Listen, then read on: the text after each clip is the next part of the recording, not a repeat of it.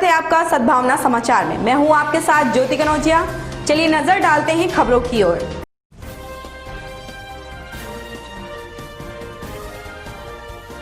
प्रकाश बजाज को supreme court से नहीं मिली राहत। सुप्रीम कोर्ट ने प्रकाश बजाज को एचसी जाने को कहा। प्रकाश बजाज ने अपनी याचिका को वापस लिया। प्रकाश बजाज का राज्यसभा नामांकन का पर्चा हुआ था खारिज। प्रस्तावक का नाम गलत होने से पर्चा खारिज हुआ था। प्रकाश बजाज ने निर्दलीय नामांकन किया था। प्रकाश बजाज ने सपा के समर्थन से किया था नामांकन। यात्री सुविधाओं से लेकर राजस्व तक में मुकाम हासिल करने वाले लखनऊ का चौधरी चरण सिंह अंतर्राष्ट्रीय एयरपोर्ट सोमवार से निजी हाथों में चला गया है। अब अडानी ग्रुप इसके विकास, प्रबंधन और वित्त मामलों के फैसले लेंगे। शनिवार को दिल्ली से एयरपोर्ट अथॉरिटी ऑफ इंडिया के अधिकारियों की टीम तैयारियों का जायजा लेने लखनऊ पहुंची थी। अडानी समूह के 50 सालों के लिए एयरपोर्ट की कमान सौंपी गई है। पाकिस्तान सीमा से सटा पंजाब का पठानकोट जिला सामरिक रूप से काफी महत्वपूर्ण है। एयरपोर्ट स्टेशन के बाद अब यहां नेशनल सिक्योरिटी गार्ड का रीजनल सेंटर बनेगा। प्रशासन ने पठानकोट के मीरथल और मनवाल में उपयुक्त जगह खोज ली है। अब प्रशासन इन दोनों जगहों में से किसी एक पर सहमति बनाकर रिपोर्ट गृह मंत्रालय को भेजेगा। प्रशासनिक अधिकारियों के अनुसार अगले सप्ताह तक इन दोनों में से किसी एक स्थान का चुनाव कर रिपोर्ट भेज दी जाएगी। कुलगाम में हाल ही में भाजयुमो के 3 कार्यकर्ताओं की हत्या का मास्टरमाइंड सेना की टॉप 10 सूची में शामिल है और मोस्ट वांटेड हिजबुल मुजाहिदीन सरगना डॉक्टर सैफुल्लाह मीर रविवार को सुरक्षा बलों के साथ मुठभेड़ में मार गिराया है। यह सुरक्षा बलों के लिए बड़ी सफलता है। इसी साल मई महीने से रियाज नायकू के मारे जाने के बाद उसने हिजबुल की कमान संभाली थी। सुरक्षा बलों को श्रीनगर के बाहरी इलाके रंगरेज के पुराने एयरफील्ड के पास आतंकियों की मौजूदगी की सूचना मिली। इस सूचना पर सेना, सीआरपीएफ, पुलिस ने इलाके को घेर कर सर्च ऑपरेशन शुरू किया।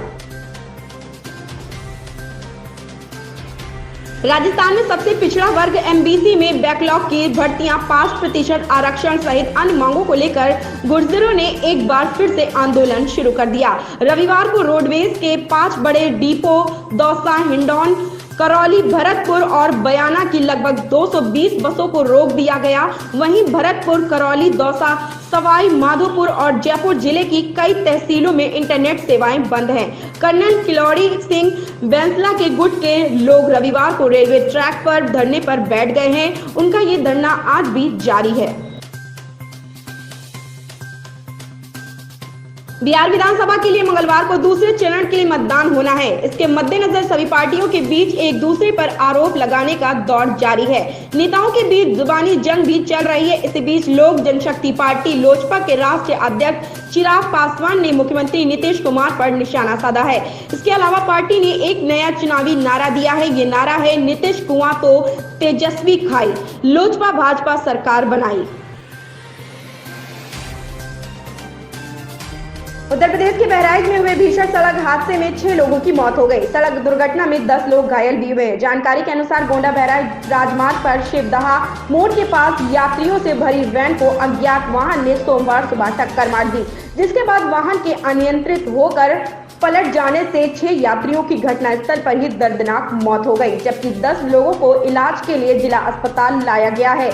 इनमें से 3 की हालत नाजुक बताई जा रही है।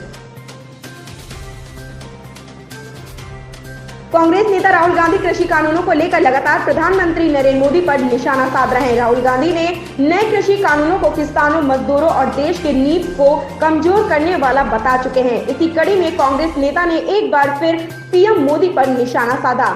राहुल ने ट्वीट कर कहा, देश के किसानों ने मांगी मंडी, पीएम ने थमा दी भयानक मंदी। फ्रांस ने देश में अवैध रूप से रह रहे 183 पाकिस्तानियों का वीजा रद्द कर दिया। इन लोगों में पाकिस्तान की खुफिया एजेंसी आईएसआई प्रमुख शुजा पासा की बहन भी शामिल हैं। 183 लोगों में से 118 लोगों को फ्रांस ने वापस पाकिस्तान भी भेज दिया। पाकिस्तान के वाणिज्य दूतावास ने खुद ट्वीट कर यह जानकारी दी है। राजस्थान के मुख्यमंत्री अशोक गहलोत ने कहा है कि कोरोना महामारी के इस चुनौतीपूर्ण समय में जनता की जीवन की रक्षा सरकार के लिए सर्वोपरि है। इस कारण राज्य सरकार ने कोरोना वायरस महामारी को देखते हुए पटाखों की बिक्री एवं आतिशबाजी पर रोक लगाने का फैसला किया है।